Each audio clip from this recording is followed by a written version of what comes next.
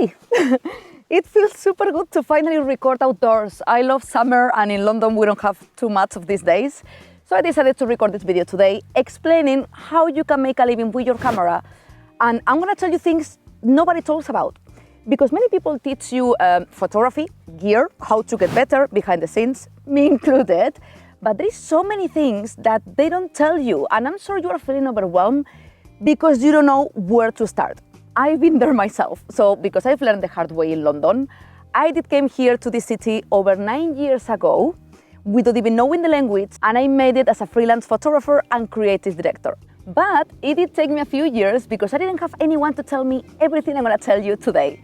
So my channel, you're gonna be able to see step by step how to become a freelance photographer, and you're gonna be able to see a lot of videos about the creative industry and photography.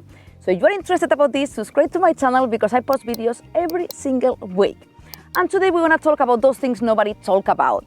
And one of the first things is to avoid paralysis. You have to avoid this. This is something we all face. We sabotage ourselves thinking we are not good enough, and that's why we don't start. We also have a full-time job and we get too comfortable because we are not in a rush to chase our dreams because we have money. This happened to me. I had a full-time job and I was comfortable. It's like, oh, okay, I'm gonna do it as a hobby from time to time, and that's it. When I wanted to be a full-time freelance photographer like I am right now. So stop the paralysis and start moving because you are good enough. I doubted myself. I sabotaged myself when I came to London because I thought I wasn't good enough, and the quality in London of the photographers out there is massive. So imagine me as a beginner. I couldn't speak the language. I was like, okay, I'm not gonna be able to make it with the quality that I'm seeing around. Let me tell you that there is a space for every photographer out there, regardless of your level. I made it as a beginner, so you can as well. How? By not pointing too high. The key to make a living with your camera when you start is to don't point too high. I did that mistake myself. It's a very common mistake. I was approaching big brands with a very average portfolio.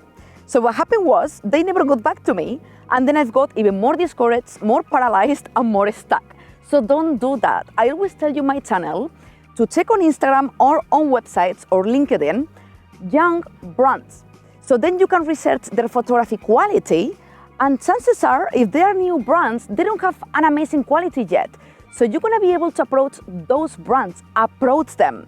This is another thing you have to do. You have to approach brands and potential clients if you want to make a living from your camera. Because many times they're not gonna contact you unless you have already like a big social media following, or you are very good with SEO in your website, or you have a very wide portfolio. You have to approach them. And nobody talks about this. You have to know how to send a proper email, because with an email is how the client is gonna decide if give you an opportunity or not. And I do have a specific video teaching you how to approach clients the right way, and I teach you how to send an email. I'm gonna put everything below, but you really have to know this, and nobody tells you how to write an email to get bookings. But this is super important if you wanna get the gig. Being a good photographer is not good enough anymore. You're gonna have to learn as well marketing, you have to learn about social media, you have to improve your skills all the time to be able to raise your prices and make a full-time income with your camera. For example, in my case, I'm learning filmmaking because I love it, and I think it's very related. So this allows me to raise my fees because maybe my client wants as well video work, which nowadays, by the way, is taking over in social media and everywhere. So this brings me to the sponsor of today's video, and if you follow my channel, you know why I'm super excited about mentioning them, which is Skillshare. Skillshare is an online learning community where you can find thousands of classes in the creative industry, and you're gonna be able to improve your skills in photography, in video, illustration. You can feel so inspired with many classes you're gonna find over there, and they add classes every single week. In Skillshare, which I joined, by the way, when I started my YouTube channel, I've learned how to edit my videos in Final Cut Pro. I've learned how to plan them, script them, record them, and I'm super happy with the courses over there. And now I'm taking a new class with Olaf de Flair, which is an incredible film director from Iceland. And what I love about the Skillshare is that all the classes are divided by lessons and they are project-based. So it's super engaging to learn that way, and they have an amazing app I use all the time because you can download the classes there and watch them offline, which for me is gold in London when I don't have reception in the underground, and also on my lazy days when I don't want to be on my laptop. So you can imagine how happy I am to finally offer you a full free month of Skillshare to the first 1,000 people that click that link below. I'm gonna put over there. So go to that link, grab the trial, because in a full month you can do all the classes you want, and then you can decide if you like it or not. But I'm pretty sure you're gonna like it, and if you want to join, it's barely £11 per month, so I think it's very good.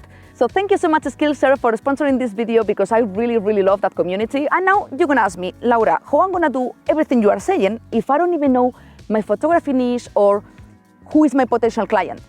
This is quite easy. Find a niche you like, but also be versatile. It's good to experiment with niches. This is super good because, for example, I'm a portrait photographer and I do creative portrait photography. I do fashion photography. I do lifestyle pictures, and I even experiment with product photography and many other photography niches like travel photography, for example, and this gave me versatility. I was super low all the time trying to find my niche because everyone tells you to focus in just one niche. No, I won't tell you this, because actually when I was trying to find a niche is when I found out that having versatility is what made me become a full-time freelance photographer. Because I'm taking over many clients, not just one super specific niche. So it's good to have one main niche, but having many others as well. Because now when I lack of clients, for example, I shoot with music artists a lot. When I don't have many music artists to shoot with, I can take over other projects like fashion, lifestyle, travel, I don't know, whatever I want, because I experimented. So don't get it wrong. Everyone is telling you to focus in one niche. Don't listen too much. Yes, you have to like one mainly and be very good at it, but try to experiment with others, because that's gonna give you more money and more clients, more variety with clients. Just make sure your website is very well organized. I always tell you this, don't mix up too many niches because it doesn't look good. But you have a clear niche in your website that the client can see, and then you have everything divided by niches. This is super good because the client gonna be able to see that you are good at other niches. So this is super beneficial, but you definitely have to shoot within many niches because it's gonna give you more money in the long term. You don't need everything you think you need. And this happens to all of us at the beginning. We think we need a lot of gear, and that's never gonna happen when we start because we don't have money. So years ago when I started, I didn't have the money to rent an external studio in London because my flat was already super expensive to rent. So what I did is go around this, it took me a while to figure it out, to build my own home photography studio in a very affordable way. I do have videos about this on my channel, but this can apply to every photography niche. For example, if you do product photography, you just need one light and one paper backdrop and a desk, which I'm sure you have already at home. So this is a super simple way to do it and do product photography at home. And if you cannot even afford one light, even if nowadays they are quite affordable and quite cheap, just do lifestyle product photography. And for the studio, for example, if you don't have money for a home photography studio, which is super affordable as well, that's fine. What you can do is shoot outdoors. In London, for example, there are incredible locations to shoot with models and with everyone I'm shooting with, and the shots are amazing. So I'm sure wherever you live, you can find a park or you can find somewhere where you can do creative portrait photography or any kind of photography you want to do with quality enough without having to use a studio. What I mean with this is that there are always ways around things. As soon as you have one camera and one lens, you can make it happen. I'm not going to tell you gear doesn't matter, because it's true, when you have more gear or better gear, it does help a lot. Because I did improve my photography immensely when I bought my new camera and my new lenses.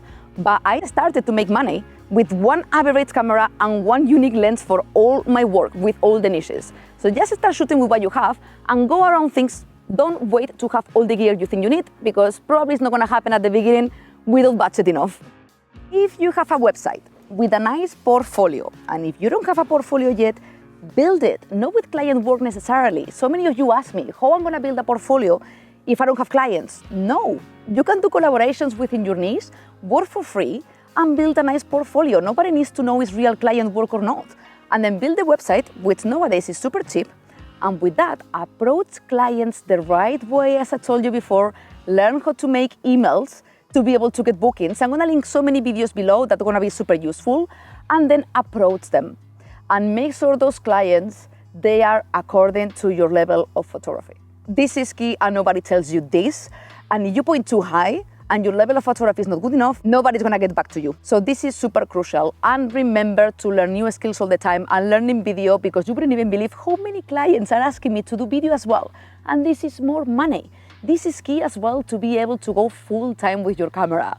So remember to grab the link below, because it's just for the first 1,000 that click on it, to grab the free trial of Skillshare for a full month, take all the classes you want, and then you judge for yourself.